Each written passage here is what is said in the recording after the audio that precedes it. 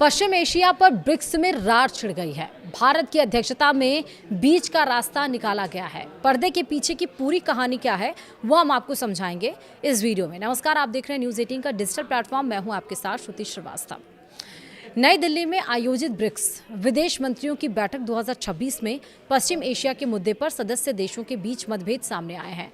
भारत की अध्यक्षता में जारी अध्यक्षीय बयान यानी चेयर्स स्टेटमेंट में स्वीकार किया गया कि मध्य पूर्व की स्थिति पर देशों के विचार अलग अलग थे। हालांकि सभी ने शांति, कूटनीति और अंतर्राष्ट्रीय कानूनों के पालन पर सहमति जताई है।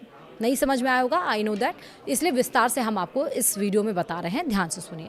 दरअसल 14 और 15 मई 2026 को आयोजित ब्रिक्स विदेश मंत्रियों की बैठक एक बड़े कूटनीतिक मोड़ पर समाप्त हुई। भारत की अध्यक्षता में हुई इस बैठक में उम्मीद की जा रही थी कि पश्चिम एशिया यानी कि वेस्ट एशिया और मध्य पूर्व के संकट पर एक साझा बयान आएगा। हालांकि जमीनी हकीकत कुछ अलग रही और सदस्य देशों के बीच इस संवेदनशील मुद्दे पर गहरी असहमति देखने को मिली। नतीजतन एक साझा घोषणा पत्र की जगह भारत को अध्यक्षीय बयान और आउटकम डॉक्यूमेंट जारी करना पड़ा। इस दस्तावेज में स्पष्ट रूप से उल्लेख किया गया कि पश्चिम एशिया की स्थिति को लेकर सदस्य देशों के बीच अलग अलग मत थे। यह बयान इस बात का संकेत है कि रूस, चीन, भारत और हाल ही में शामिल हुए नए सदस्यों के बीच क्षेत्रीय सुरक्षा और हितों को लेकर खींचतान जारी है। तो वहीं ब्रिक्स देशों के बीच आखिर किन मुद्दों पर पेच फंसा हुआ है वो भी समझिए। नई दिल्ली में जुटे ब्रिक्स देशों के विदेश मंत्रियों ने वैश्विक राजनीति और सुरक्षा पर विस्तार से चर्चा की, लेकिन जब बात पश्चिम एशिया की आई तो सहमति की जगह विविध दृष्टिकोण हावी रहे। भारत द्वारा जारी बयान के मुताबिक सदस्य देशों ने अपने अपने राष्ट्रीय रुख प्रस्तुत किए।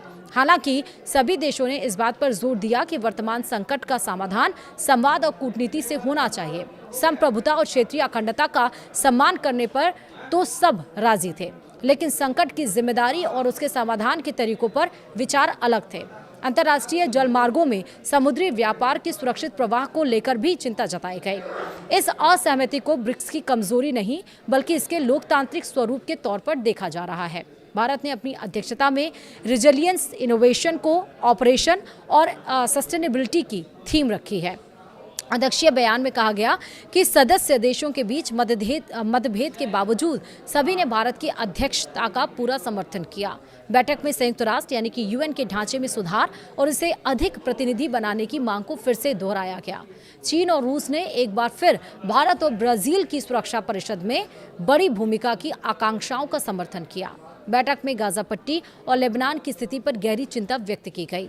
तो वहीं मंत्रियों ने अंतर्राष्ट्रीय मानवीय कानून के उल्लंघन की कड़ी निंदा की है।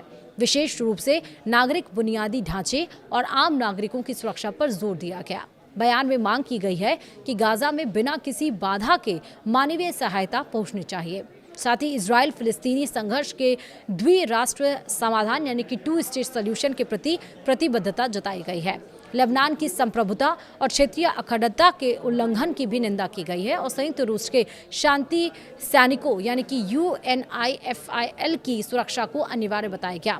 ब्रिक्स देशों ने वैश्विक शासन प्रणाली में सुधार की अपनी पुरानी मांग को फिर से सुधार दी है। मंत्रियों ने ब्रिटेन वुड्स संस्थानों यानी कि IMF और वर्ल्ड बैंक में बदलाव की आवश्यकता जताई ताकि वे उभरती अर्थव्यवस्थाओं का सही प्रतिनिधित्व कर सके। डिजिटल पब्लिक इंफ्रास्ट्रक्चर यानी कि DPI और ग्लोबल सप्लाई चेन को मजबूत करने पर भी लंबी चर्चा हुई है। सदस्य देशों ने माना कि एक ध्रुवीय दुनिया की जगह बहुध्रुवीय व्यवस्था ही भविष्य की चुनौतियों का समाधान कर सकती है। इसमें ग्लोबल साउथ की आवाज़ को बुलंद करना सबसे बड़ी प्राथमिकता रही। बता दें कि भारत में 22 अप्रैल 2025 को जम्मू कश्मीर में हुए आतंकी हमले की कड़ी निंदा भी की गई, जिसमें 26 लोग मारे गए थे। मंत्रियों ने स्पष्ट किया कि आतंकवाद को किसी भी धर्म या राष्ट्रीयता से नहीं जोड़ा जाना चाहिए। इसके अलावा साइबर अपराध, मनी लॉन्ड्रिंग और टेरर फंडिंग से निपटने के लिए आपसी सहयोग बढ़ाने पर सहमति बनी। डिजिटल युग में फैल रहे डीप फेक और मिसइन्फॉर्मेशन को भी सुरक्षा के लिए बड़ा खतरा माना गया। ब्रिक्स की यह बैठक 20वीं वर्षगांठ के ऐतिहासिक अवसर पर हुई। इसमें पहली बार नए सदस्य देशों की सक्रिय भागीदारी दिखी। हालांकि पश्चिम एशिया पर असहमति रही, लेकिन ब्रिक्स ग्रेन एक्सचेंज की स्थापना और ट्रॉपिकल फॉरेस्ट फॉरएवर फैसिलिटी जैसे नए प्रस्तावों ने भविष्य के लिए एक सकारात्मक एजेंडा सेट कर दिया है। वीडियो में इतना ही। नमस्कार।